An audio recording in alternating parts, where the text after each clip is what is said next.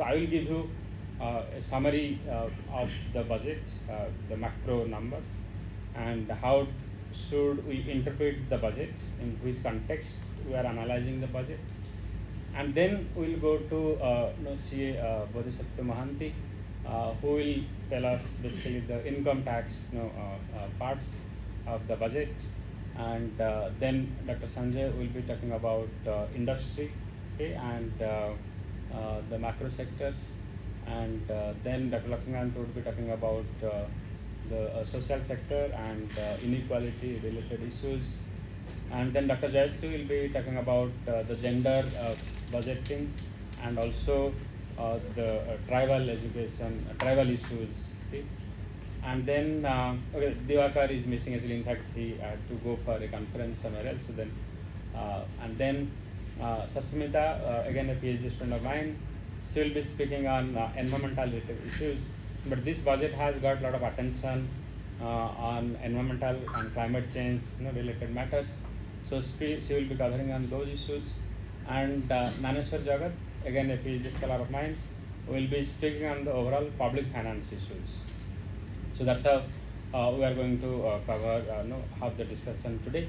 And now let me tell you actually the big picture of the budget and the context in which we should be analyzing the budget. It's mine? No. Okay, so yeah, this one. Sorry.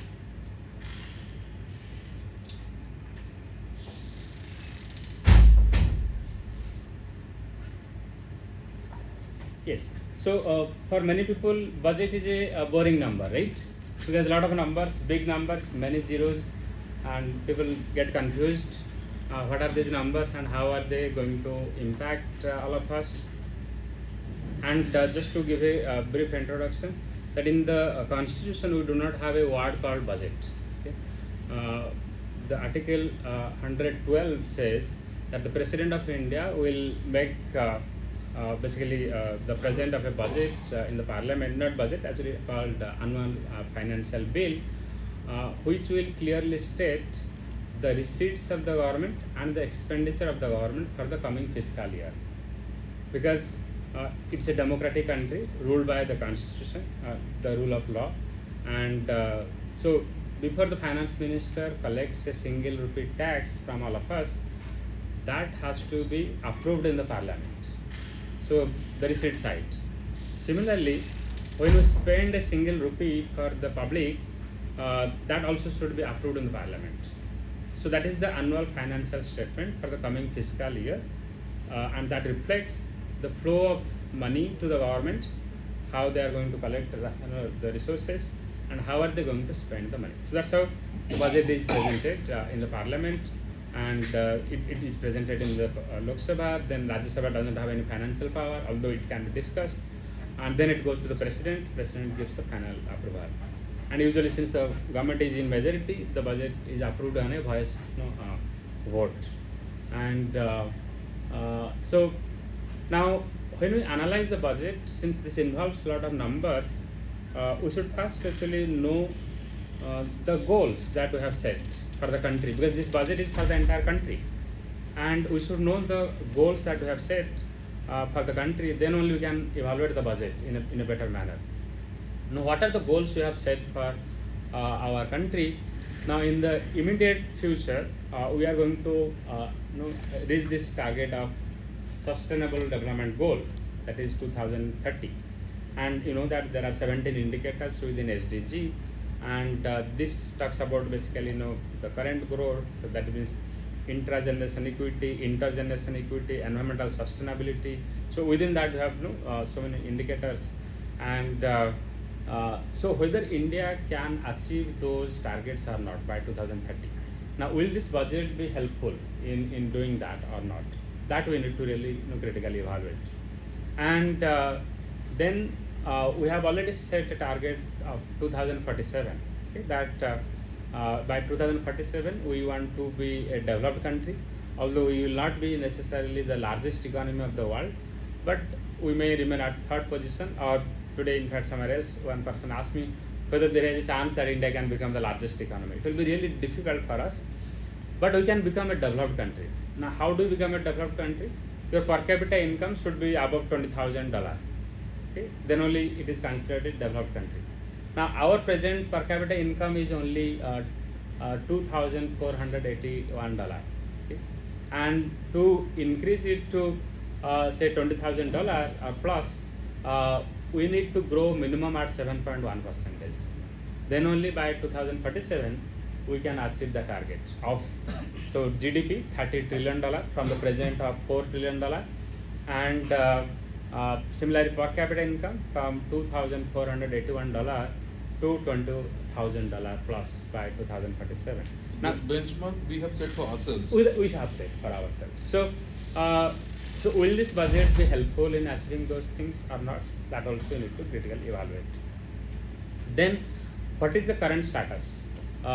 So coming to the GDP things, if you look at the economic survey of India, which is presented just one day before the budget presentation, the economic survey says that India will grow at 6.3 to 6.8% in the coming fiscal year. So that means we are already falling short, because we have to grow minimum at 7.1% to become a $30 trillion economy and become a developed country having $20,000 per capita income.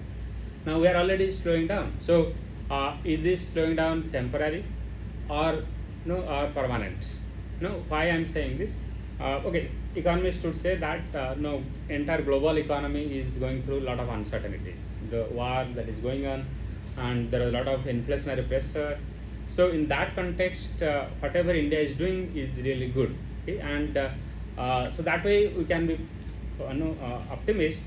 But then there are also concerns that around the world, and there is a discussion going on about middle income trap. That many countries are not able to take off from the middle income to high income group, and particularly many Asian economies are struggling to move from middle income to high income.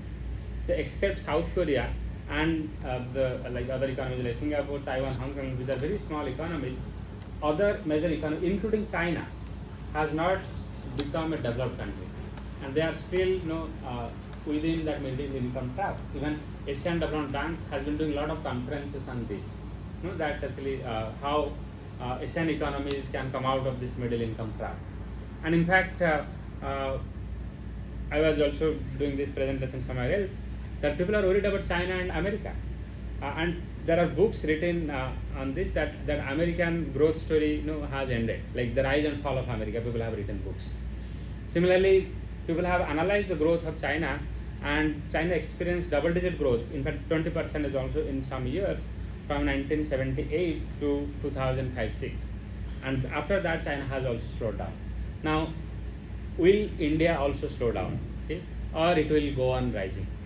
And again, to give some positive note, all the countries that has become a developed country from developing economy has achieved that goal during the phase of demographic dividend.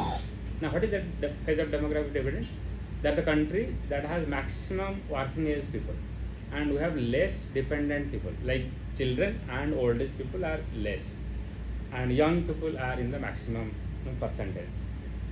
India has entered into demographic dividend from 2017, and as per UNFPA estimates, this demographic dividend will continue till 2035. I am stretching it 2 more years, 2037, because you have that year actually nearby. See? That's demography, not demographic dividends. No. Dividends we have to. No. So that's that demographic dividends. Actually, that is the phase. You have maximum group actually, productive people in that age group, and so India is already enjoying that, because our workforce are definitely skilled enough, and we are giving education, and we are spending a lot of money on health.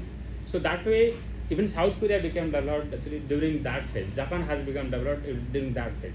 So that is why economists are optimistic that, and since we do not have a strict population policy in India, we may actually really capitalize this, and we can become a developed country. And although there are other conditions like fixed capital formation is slowing down. In 2011-12, the gross fixed capital formation in India was 39%, but that has gone down to now almost 30%, 9%. That means less investment is happening. 9% fall in investment is a big number in India. Now, but economists are not worried about that, because they are saying that now probably the efficiency of capital in India has gone up. And that is why, although the capital investment has gone down to this level, our growth rates have not slowed down that much, because we still remain 7.5, 6.8, like that. So that way, economists are saying that efficiency of capital has increased because of the better technology and innovations. Okay, and lot of dependency in the service sector, because nowadays manufacturing sector is not driving the economy. So in case of service sector, you do not really need that much of capital, okay, to achieve faster growth. And with technology, you can really achieve it. So that is also a valid, argument we can take. And so, since I was talking about China and Japan, so China and America, those authors actually argue that innovation is the major driver of the growth. Apart from the capital investment, innovation.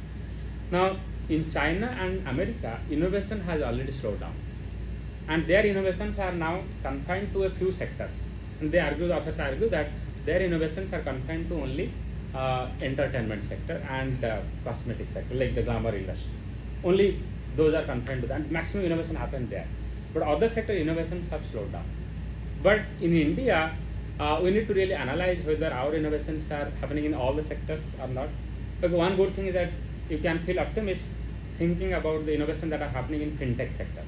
In fact, India is emerging as a global leader in fintech, financial technologies. UPI is one of such technologies. So that way, but in AI, we are not actually in the frontier. We don't have open AI like ChatGPT or DeepSeek.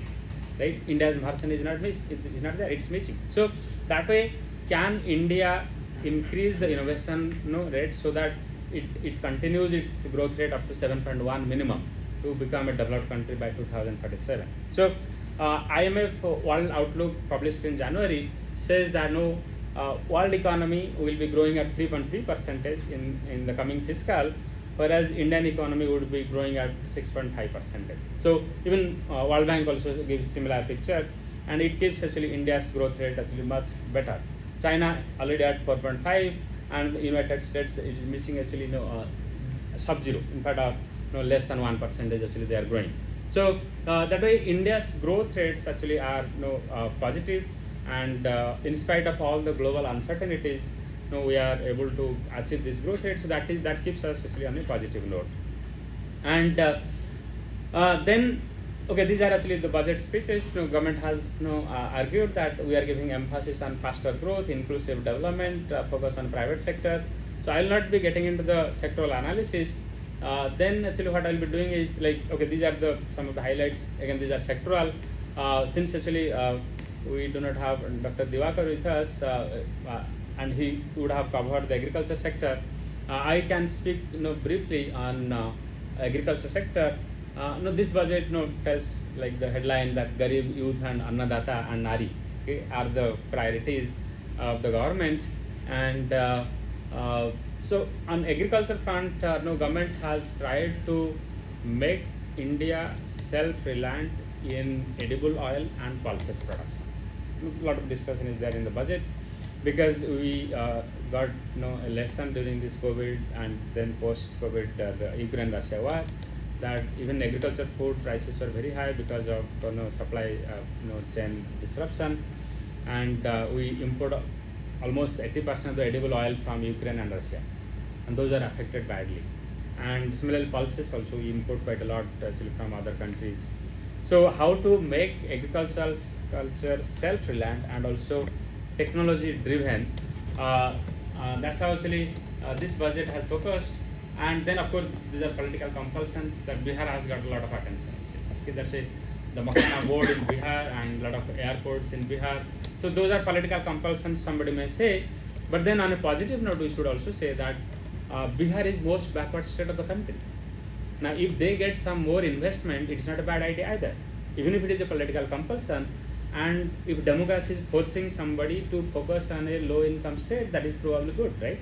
So we can sometimes defend actually the political compulsion as a good economic policy in India. So similarly, we are now trying to promote a lot of HIV, and then we are trying to actually use India Post actually to revive the rural economy, basically through credit generation, and it will work as a bank. Okay. So then there are a lot of other, like one district, one agriculture product, and similarly there are a lot of emphasis on the logistics of agriculture. Different budgets have given priority to this, and then government is also giving emphasis on the value chain of the agriculture, like a lot of credits for the value addition, processed products. So agriculture actually has got actually a lot of attention. Other things I will not be covering because no other people will be speaking on this. Direct tax, you have the chartered accountant who will speak on this. Public finance, Naneswar would be covering. I will go to the last slide, okay, because this also gives the macro picture. Like, although we hear a lot of schemes, we do not know which sector has got really priority. Okay, so when we want to see the priority reflected in the numbers, we should compare this number, like what was the allocation in 2023-24 and what is the allocation in 25-26. Okay, and that way, okay, pension obviously will see a rise, and then defense has seen a rise. So you just compare the 2023-24 column and last 25-26 column. Other columns you can ignore for timing. And then government is trying basically hard to reduce the burden of fertilizer, subsidy basically. 3 subsidies, and those are all 3 F's: fertilizer, food, and fuel. Okay, and definitely petroleum subsidies I think should not be promoted, and government is trying to reduce the subsidy on petrol. Then food subsidy, government has reduced, and government is trying to reduce also further. Not that actually, see, we have already Food Security Act in this country. Government wants to give rice to everyone, whoever deserves. But then there are a lot of ghost food eaters in this country, and government is trying to identify them. Okay, and so through that, in fact, lakhs of, in fact not lakhs, crores of ghost food consumers are identified, and those are being removed. Okay, and through again JAM Trinity, government is using technology, Jan Dhan Yojana, Aadhaar, and mobile technology to identify them and then remove them from the database. So through that, government is able to reduce the burden of subsidy. Fertilizer subsidy, in fact, a lot of secretaries who have been in this ministry, I have discussed, got a chance to discuss with a few of them. They say that government has been actually really trying hard to reduce the fertilizer subsidy. Why? Because mostly the subsidies go for chemical fertilizers. Okay, and government has now given priority for what we call paramparagat krishi, or traditional farming or organic farming, and so government is taking a lot of innovative measures to reduce this, but then it cannot be reduced all of a sudden, right? Because there will be shock in the agriculture market. So that is why government is going slow, but then its objective is to reduce the wrong subsidies and promote the healthy subsidy. And then agriculture sector has got definitely importance in the budget, from 1,45,000 crore to 1,71,000 crore. Commerce and industry has got a lot of priority, but this budget has got a lot of priority on industry. Basically, they emphasis upon infrastructure building, logistics. In fact, before this budget, some time ago, government has come up with a logistic policy altogether. And logistic, in fact, since you have a chartered accountant, he will understand much better the logistic. In fact, we do not have an integrated approach to the logistic. That means, particularly all transportation modes should be integrated one. It will reduce your cost of transportation. Unfortunately, our infrastructure was not made like that. Similarly, now your hardware and software, your infrastructure has to be integrated with the softwares. Like say, if you are exporting to a port, now unless you develop a good software, then how to integrate all the people, different parties are involved. Now how you bring them on a single platform, so that the seller knows actually, okay, I am exporting to this party, my credit will be settled at this. Then the regulatory methods, say at port there are a lot of regulatory mechanism like custom and so on. So if you bring all the platforms together, then only you can transport or export or sell the product at a smooth manner. So that's how government has come up with logistic policy, and So that's how you see commerce and industry. And government has been giving a lot of priority on Gati Shakti. You might have heard this term from the finance minister. So they are trying to build up good infrastructure which will reduce the cost of industry, or it will make basically make up easy of doing business. Okay?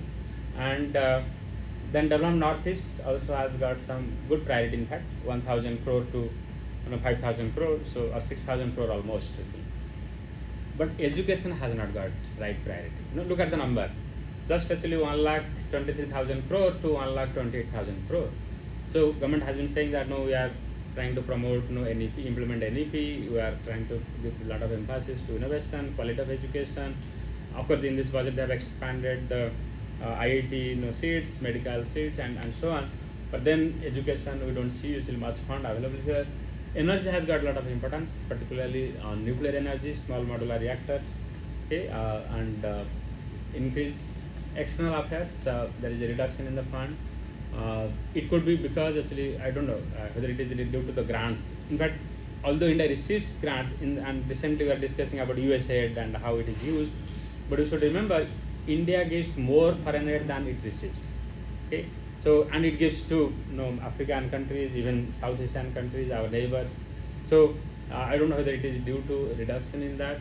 Okay, and then finance department has got more funds. Health has got also a rise from 8,000 crore, 81,000 crore to 98,000 crore.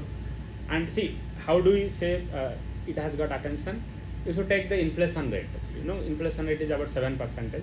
So if the fund allocation is more than 7%, you can easily say that okay, this has got actually priority.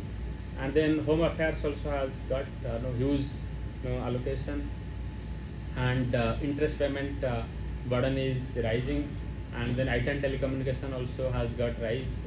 Rural development has got also rise. In fact, Government of India has given a lot of priority on providing drinking water to every household.